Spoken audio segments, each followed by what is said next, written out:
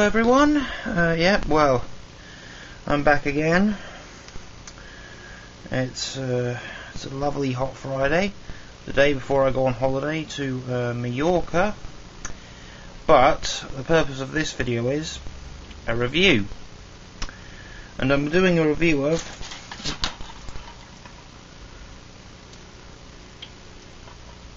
Digimon Tri Part 1, the movie. Now, I'd heard about Digimon Tri, quite some time ago, about a year ago, when it was first announced, and I'd seen various clips of it on the internet, and what really excited me about it was the fact that it was based around the cast of Digimon Adventure Series 1, and and I was a huge Digimon fan as a kid. I still have this opinion now regarding Digimon as a better television series to Pokemon. I say I do really like Pokemon as well, but Digimon for me as a TV series is definitely more up my street, because it's action themed, it's got a good message behind it, and so I happen to just be walking around today. I know lots of people have already done reviews of this, but I happen to just see this DVD, and I decided I'll pick it up and watch it, because I've been absolutely desperate to see it, and I thought I'll give my thoughts on it. Right. Well, the movie basically opens up with a reintroduction of the old characters. First you see Tai, who was the leader of the original Digidestin, and he, I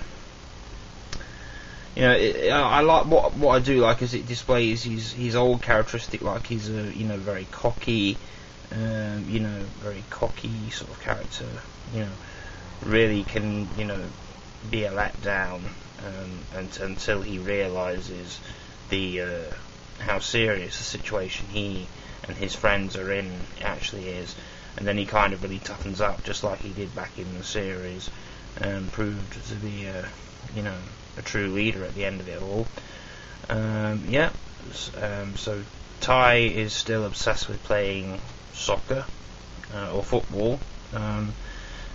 Yes, it starts with Tai being late for a soccer practice, and Kari, his little sister, and his mum wake him up to go to the soccer practice, and then we get reintroduced to the other characters. So we get introduced to Izzy, who's still a computer nerd. Really, the intelligent guy. They're all sort of coming to the end of high school now at this stage, and they're all at the end of high school. So it's confirmed that this takes place obviously after the events of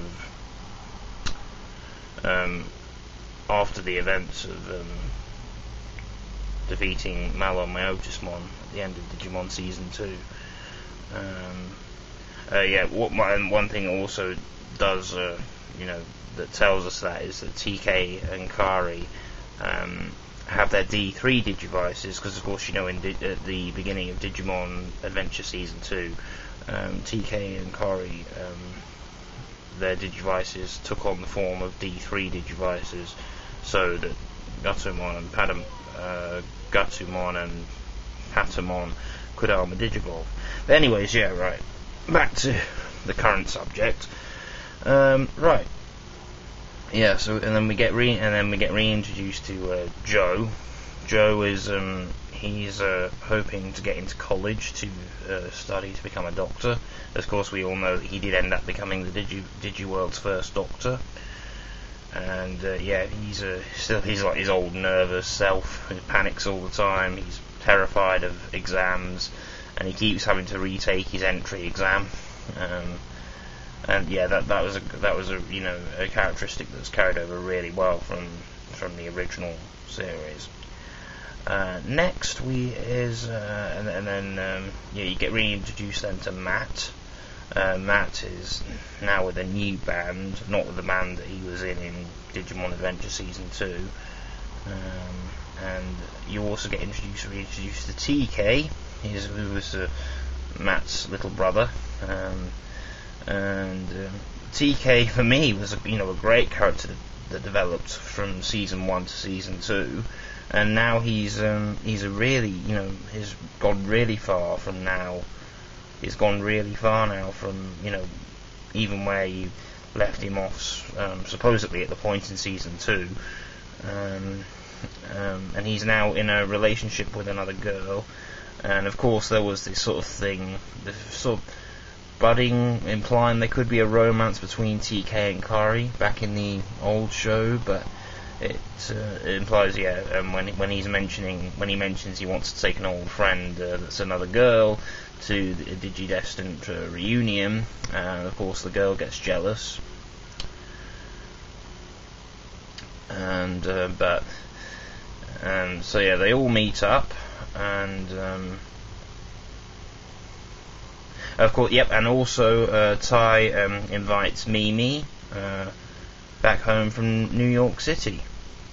Of course, because we know that Mimi did move to New York from Japan in between Season 1 and 2 of Digimon Adventure.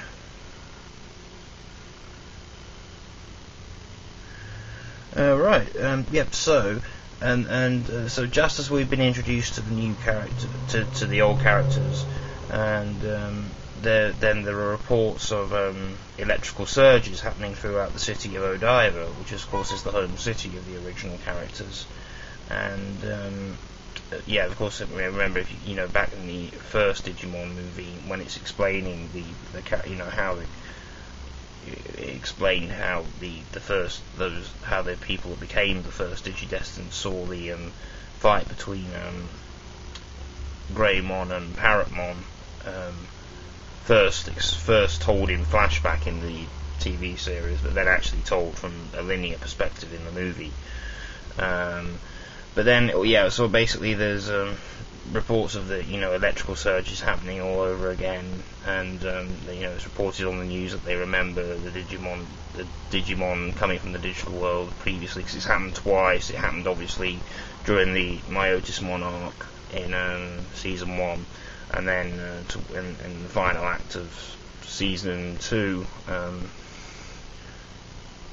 when in the story arc of the kids with the spores, the dark spores, which into, as we learn, is the power that being getting the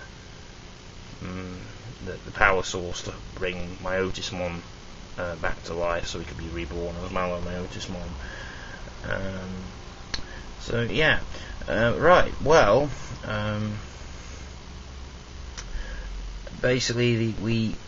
Basically these power surges start corrupting everything in the city, and Tai, who is Tai is on the way to his soccer game, and he's bombed out because no one else can make it because everyone's attending Matt's band's concert, and he notices the first Digimon we see in the film. The first Digimon that we see is actually Kawagamon, who comes through a portal in the sky, and you see Kawagamon coming into the real world. Then you notice that he's following Tai. Tai realizes that it's him, recognizes the Digimon, which is something I actually really liked about the film. I actually really did like that about the movie, because it kind of was a bit of a nod to the first episode of the original series, because the first evil Digimon that the Digidestineds fought was Kawagamon. I really like that bit of, just a bit of a nod, a bit of resemblance of the original series.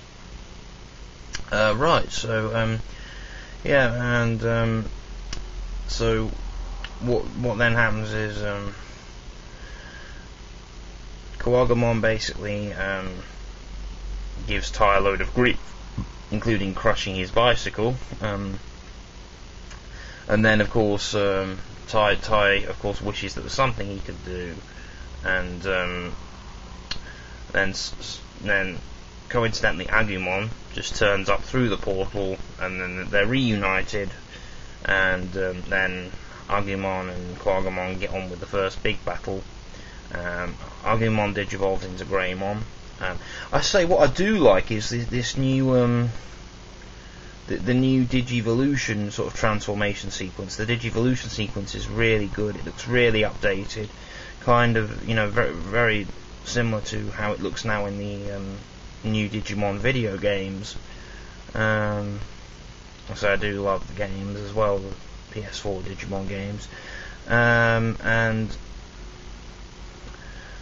something, yeah. So while that's happening, we find out that the other Digidestineds are being stopped by these government members, are just being tracked down wherever they are in these government by these government people, and they're just being stopped randomly, and they ask what's going on, and these people tell them that they'll find out soon enough, and they'll find out for soon enough, and then as the Digidestineds start to come to Tai's aid, coincidentally due to what the government guy tells each one of them, they end up uniting with Tai at the at the battlefield, and you do hear one of the people say that we're counting on you, Digidestineds, and so yeah. So what happens is that it turns out then after a big battle between Tai, Agumon, and Quagamon, they're nearly wiped out just when the others turn up, and yes, they're joined by their Digimon partners, and then then the other Digimon all digivolve, except for Gatomon. She doesn't digivolve into Andromon, but I do know that Gatomon is actually a champion Digimon. Andromon is our ultimate form, whilst the other Digimon are all rookie levels at their stage in the real world, and then they digivolve to their champion forms.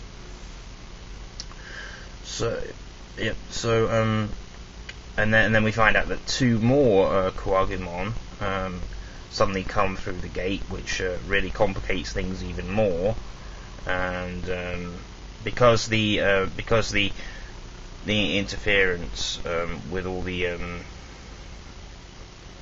because of the electrical surge caused by the Digimon entering the real world, Mimi's on her way back from New York.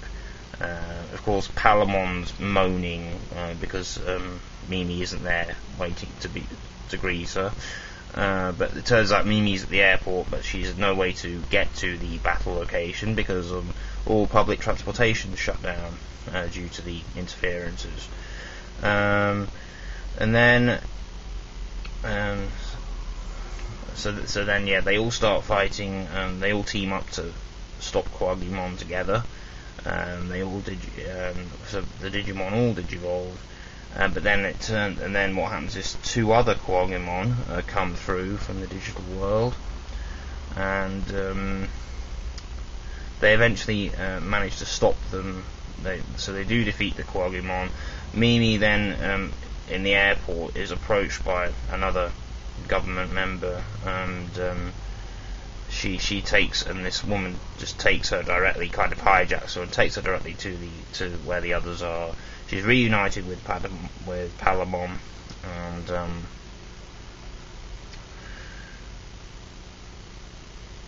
and then so that then they start to of course wonder what's going on again, because it's obviously been quite some time. I think it's been supposed to have been about a year or two since they've had any contact with their Digimon.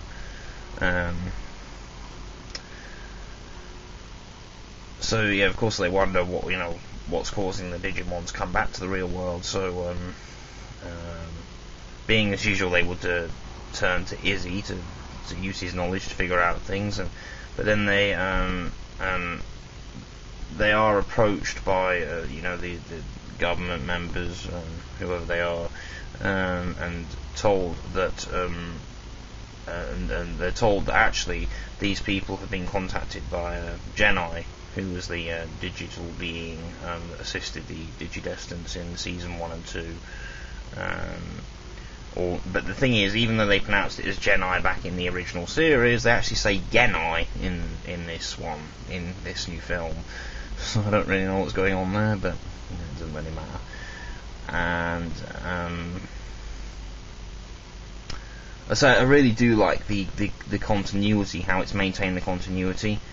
Although there's no appearances, it's even though we know that it takes place after the main events of season 2, and in between the end of the Malo-Meotismon, how they defeated him, and then when they grow up, it obviously takes place in between them. But there's no there's no mention or appearances by any of the characters from Digimon Adventure Season 2. So I would really like to see maybe the characters from Season 2 come in, given how that we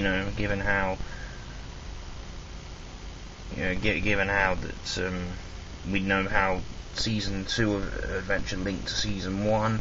But it is nice just to see the original 8 Digidestined reuniting for a battle, and it's it's great nostalgia for the long-term Digimon fans. Also, at the high school, it turns out that there is a new student by the name of Miko. She's in Ty's class.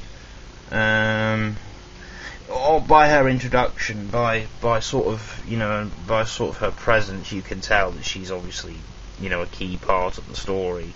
And so it starts with she's just kind of she seems like a side character who's just come in. She's the new girl at school, and she's searching for a cat. And then as time goes on,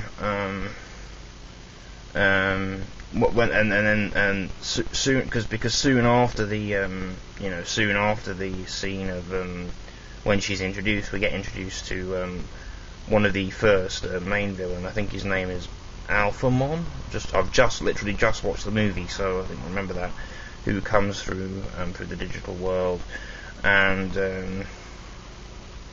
they fight him. They fight him, and War Greymon and Metal Garurumon, Matt and Ty's Digimon, they DNA Digivolve again to form Armdimon, which is great. And with the assistance of all the Digimon, apparently they say he's temporarily defeated, but he might be back. It turns out what's happened with these Digimon that are coming into the real world is that they're actually infected. They're actually infected somehow, and they're known as infected Digimon. Yes, that's what they're called, infected Digimon. Kind of odd, but it looks good. So basically, the Part 1 movie ends with they do actually discover, the Digidestineds do discover that the cat that Miko was looking for is actually a Digimon by the name of Makomon, yeah. And and then of course it's revealed that she's actually a Digidestined, because it's the evil Digimon Alphamon was had actually come to the real world to capture Makomon. Of course, he's unsuccessful because he's defeated by the Digidestineds. So part 1 of the film, part 1 of Digimon Tri basically ends with them welcoming Miko and Makomon into the scene, and then you get the end credit scene, and then there's a brief sort of introduction as a cliffhanger to what the next part's going to be. Things I think it did really well. There's still confrontation between Matt and Tai. Of course Matt being the lone wolf of the team back in the day, and he still struggles to agree with Tai on how to on how to act in a situation. I do, and Ty's character is really good, given how he's still pretty much the way he was in the original series. But when, of course, when he's reunited with Agumon, he realises the situation that he's in. He realises how serious it is. He realises